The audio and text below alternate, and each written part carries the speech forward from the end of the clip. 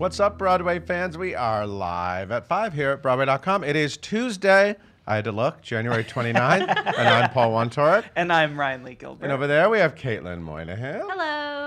And whenever anyone from Wicked is here, it's not Wicked Month. Remember Wicked Month? I do remember. Do you remember Wicked Month? I certainly do. Every day we talked about Wicked. Yeah. But it's back. We're getting a burst More of it. Wicked. Jesse Yes. J.P. Johnson is here. Bach himself is in the house. Yes. We're going to talk to him, but first, today's Top 5.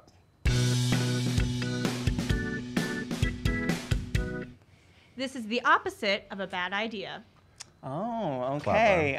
So as we all know, Joey McIntyre of New Kids on the Block. Wait, fame. didn't Caitlin just meet him today? I did, and She he's did. dreamy. Joey Mac? Yeah, Joey Joey Mac. Mac. He's got those baby blues going on. He looks great. That's right. He is joining the cast of Waitress as Dr. Pomander on February 4th. And during that press event that Caitlin was for, he revealed exclusively to us, to Broadway.com, that Stephanie Torrens will be playing his Jenna in the production as well. She's fantastic. She is so great. I interviewed her right here. You She's did. absolutely fantastic. She was sitting there, though. She You was pointed sitting here. You're right. I was over sitting there. there. She was here. We love Stephanie Torrens. She's been a part of the production since the very beginning. You also might know her from the touring production of Wicked, of course.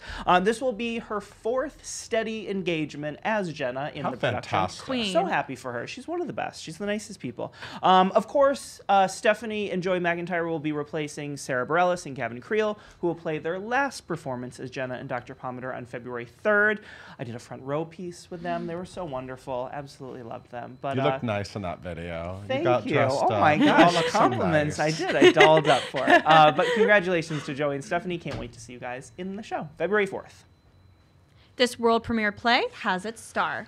Well, I'm excited for this. Yeah. So John Malkovich, who I grew up idolizing. Oh, he's fantastic. Like, yeah. I was obsessed. Did I ever tell you that when I was in school, I was an art student in high school, and we were doing printing. Like, we had to do printing. Oh, sure. Yeah. And I screen took printing. these photos of John Malkovich from Interview Magazine, where he looked really cool. It was like during Burn This time. Okay. Yeah. Yeah. Okay. You know, when Joan yeah. Allen All was right. here, I was Absolutely. flipping on about Burn This. Anyway, I made John Malkovich T-shirts. Oh, Incredible. I stole Look the at that. image. Anyway, they were fantastic, but I lost them.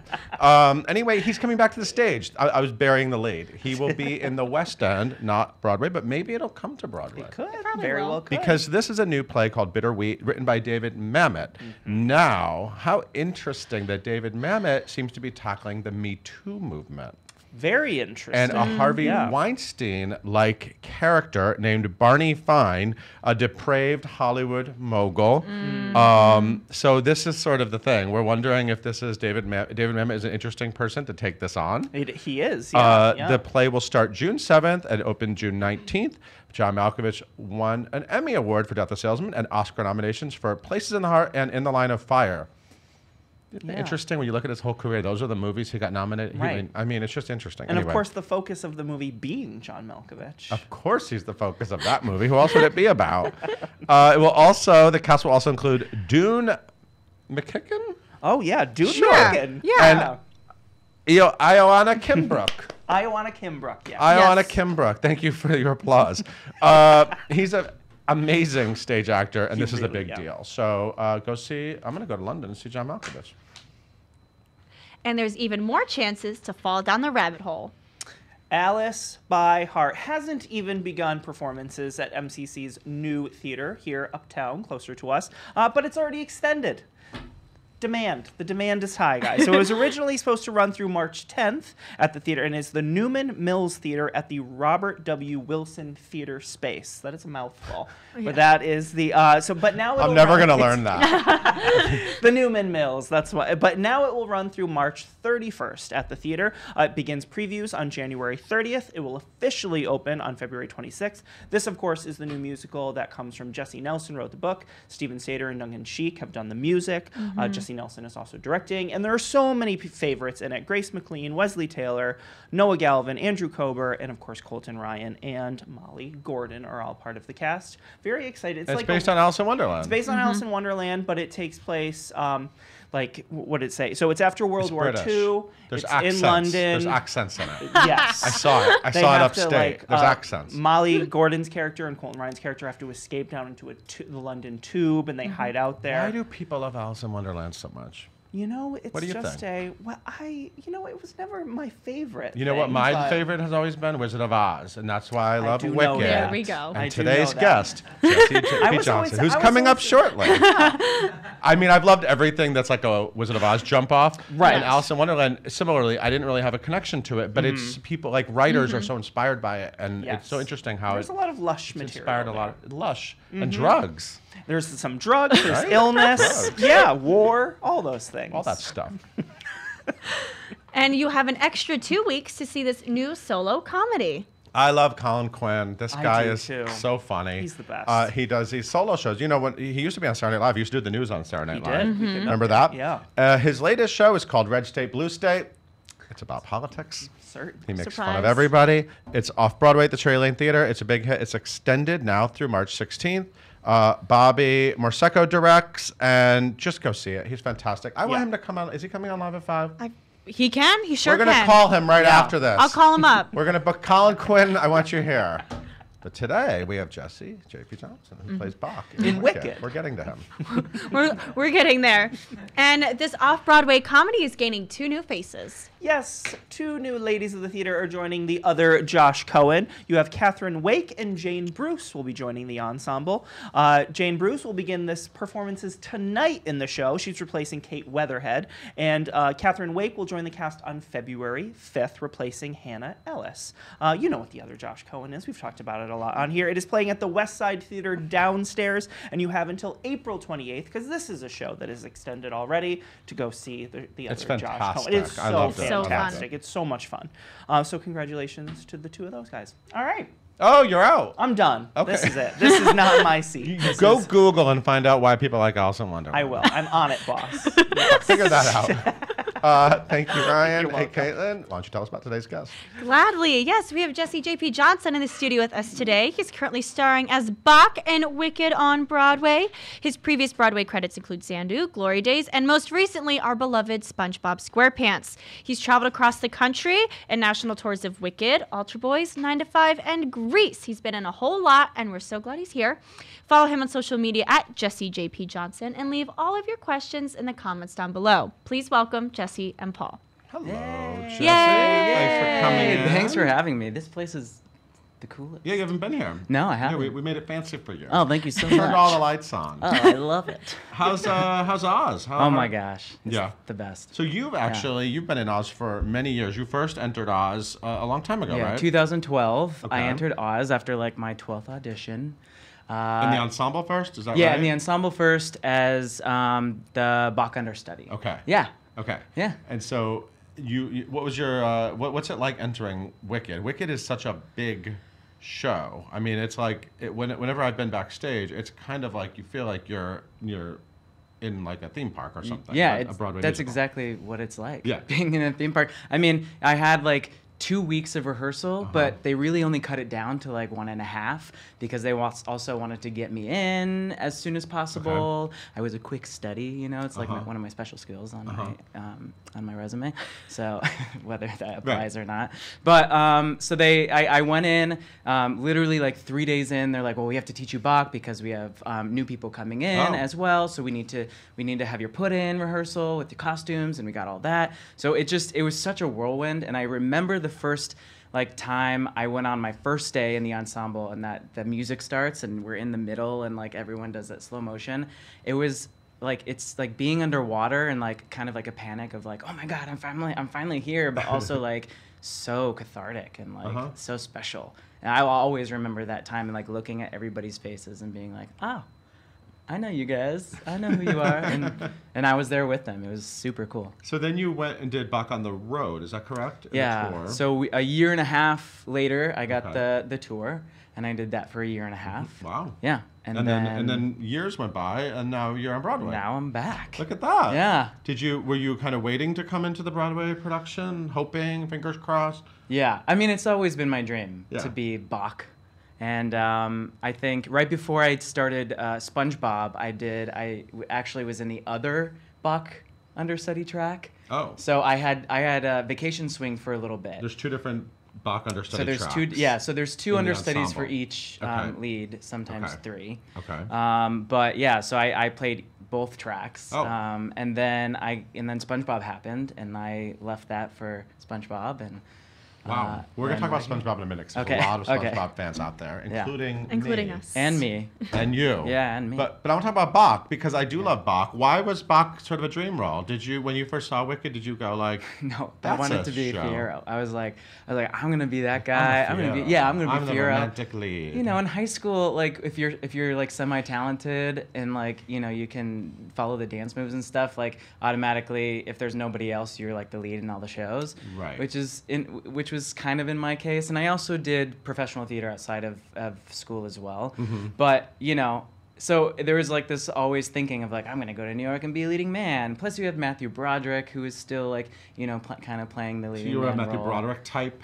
Yeah, I mean, yeah. Uh-huh. It's like the height thing and like, the Right. charismatic thing, but then, then it switched to, the really tall, dark, and handsome, and unfortunately. Well, yeah, because there's a height thing with Bach. Yeah. Right? I mean, Yeah. Bach is a munchkin. That's not a spoiler. No, exactly. It's not a People know spoiler. that. Yeah.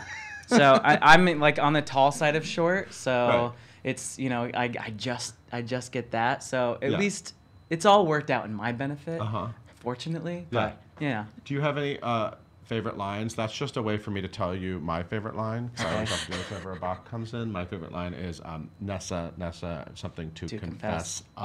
Yeah. That's great. I love that. And That's every a great- night that's like one of my favorites. Is that a good too. moment? Well, it's a good moment because I know I'm like it's not my lines, but I know I'm being clever in a way.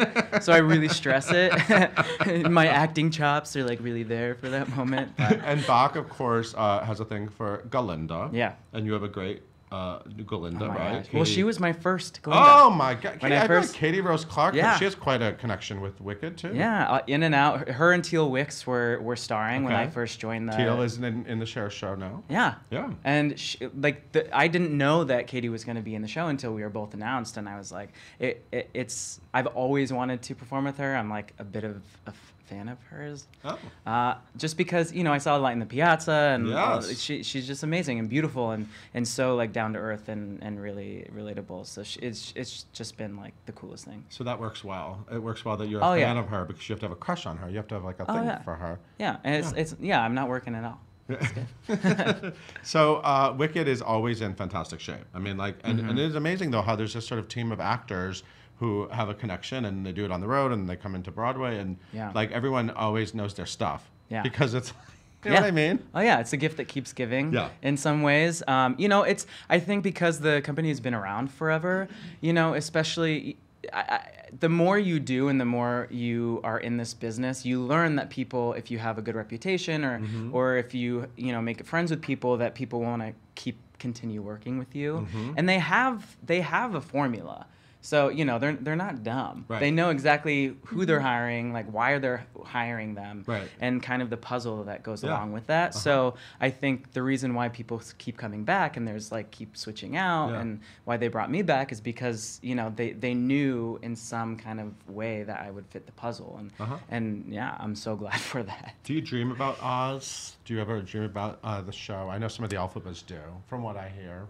David Zell told me, I think. Yeah, I dream about missing, like being late on It's stage. always that, right? Always that. And even when I'm not in the show, if I'm in other shows. Not being prepared. Yeah, but for some reason it always comes back to this show, because I guess because it has been a huge part of my life. So therefore it's always kind of like there in the back of my brain of like, That's just, I have to. that must be the actor thing. Yeah. Because, yeah. I talked to Daphne Bavega yesterday, and we were talking about Rent, and she said that she dreams about going on to do Out Tonight, and she forgot to put her pants on. Oh, yeah. And there's a pile of pants over there, Oh. but they don't fit, and then she has to go on. It's always that fear of, but you put your pants on in your dreams. Well, I've had that one too.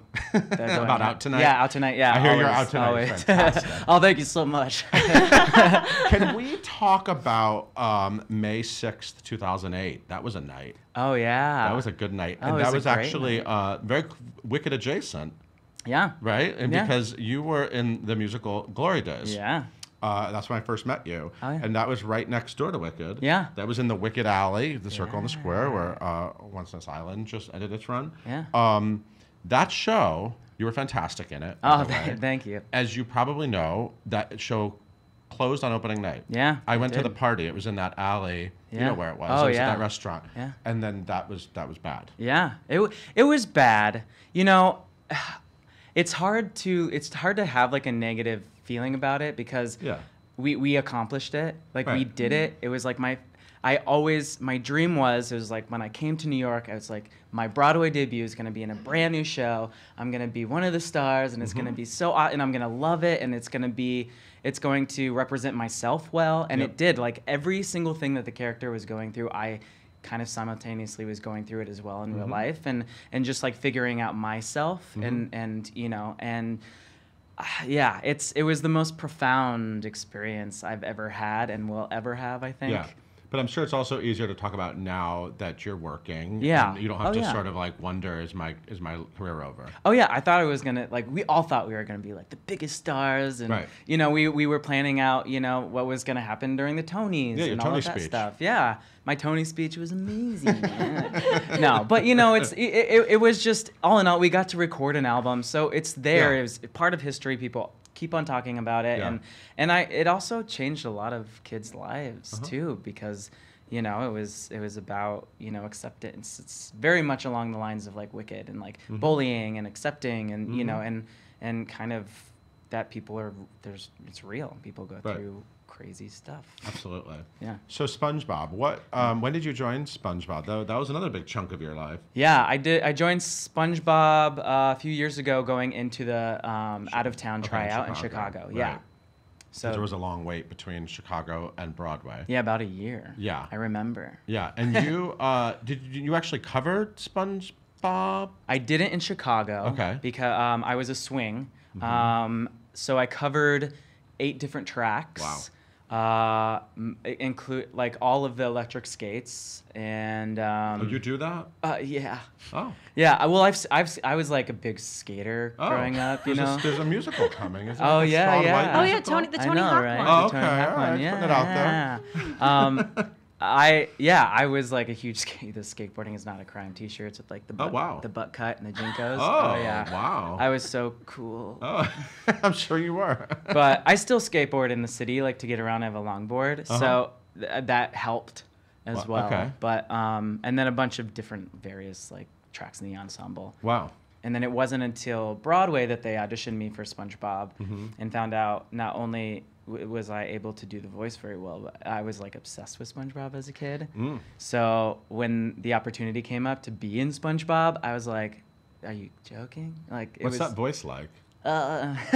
it's like it's hard to like think about what to say. Yeah. But like I'm ready. Ah!